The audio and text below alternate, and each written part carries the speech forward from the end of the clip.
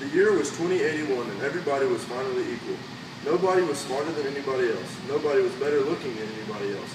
Nobody was stronger or quicker than anybody else. All this equality was due to the 211th, 212th, and 213th Amendments to the Constitution and the unceasing vigilance of the agents of the United States Handicapper General.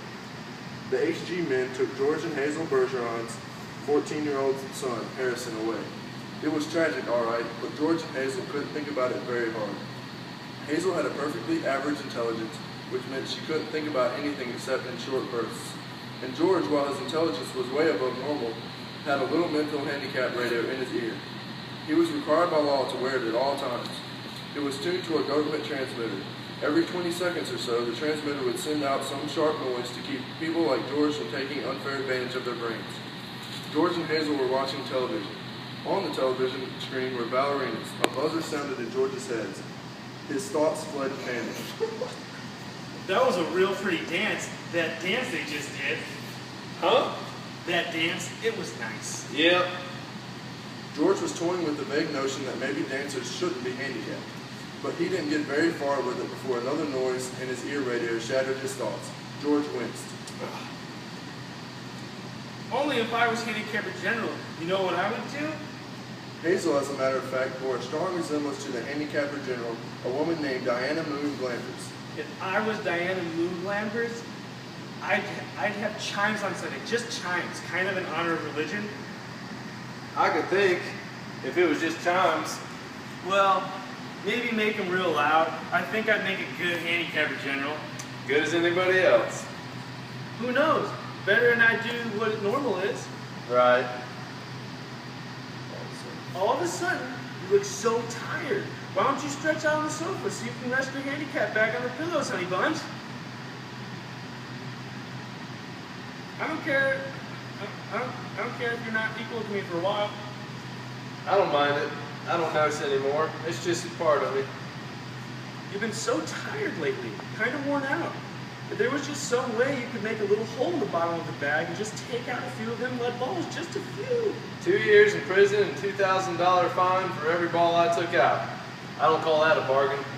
If you could just take out a few, if you could just take a few out when you came home from work, I mean, you don't compete with anybody around here, you just sit around.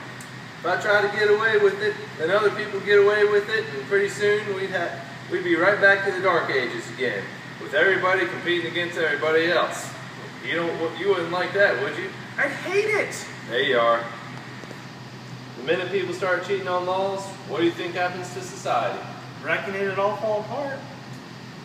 The television program was suddenly interrupted for a news bulletin. Ladies and gentlemen. He finally gave up, handed the bulletin to the ballerina to read. Ladies and gentlemen, said the ballerina reading the bulletin. She must have been extraordinarily beautiful because the match she wore was hideous. And it was easy to see that she was the strongest and most graceful of all the dancers, for her handicap bags were as big as those worn by 200-pound men.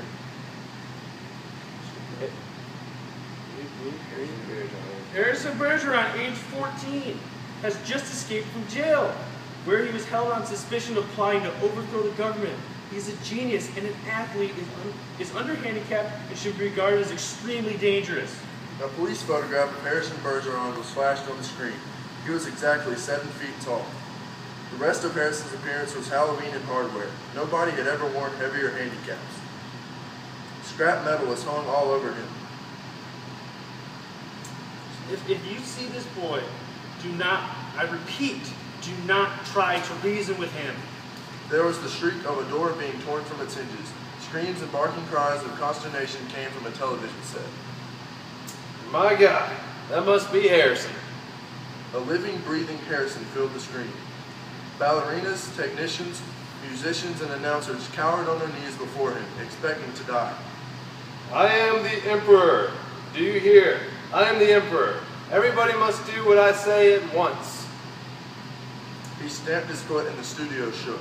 Even as I stand here, crippled, hobbled, sickened, I am a greater ruler than any man who ever lived. Now watch me become what I can become. Harrison tore the straps of his handicap harness like wet tissue paper. Tore straps guaranteed to support 5,000 pounds. Harrison's scrap iron handicaps crashed to the floor. He flung away his rubber ball nose, revealed a man that would have awed Thor, the god of thunder. I shall now select my empress. Let the first woman who dares rise to her feet claim her mate and her throne. A moment passed, and then a ballerina arose, swaying like a willow. She was blindingly beautiful. Now, shall we see the people, show the people the meaning of the word, dance, music. The music began. And then, in an explosion of joy and grace, into the air they sprang. They reeled, whirled, swiveled, flounced, capered, gambled, and spun. They leaped like a deer on the moon. The studio ceiling was 30 feet high, but each leap brought the dancers nearer to it. They kissed it. It was then that Diana Moon Glampers, the handicapper general, came into the studio with a double-barreled 10-gauge shotgun. She fired twice, and the emperor and the empress were dead before they hit the floor. It was then that the Bergeron's television tube burned out. Hazel turned to comment about the blackout to George, but George had gone out to the kitchen for a can of beer. George came back in with the beer, paused while a handicap signal shook him up, and then he sat down again. You been crying? Yup! What about? I forget. Something real sad happened on television. Well, what was it? It's all kind of mixed up in my mind. Forget sad things. I always do. That's my girl. He winced. There was the sound of a riveting gun in his head. Gee, I could tell that one was a doozy. Well, you can say that again. Gee, I could tell that one was a doozy. Alright. This has been Harrison Bergeron by Kurt Vonnegut, presented by Joe Bailey, Graham Boomaw, and Zach Green.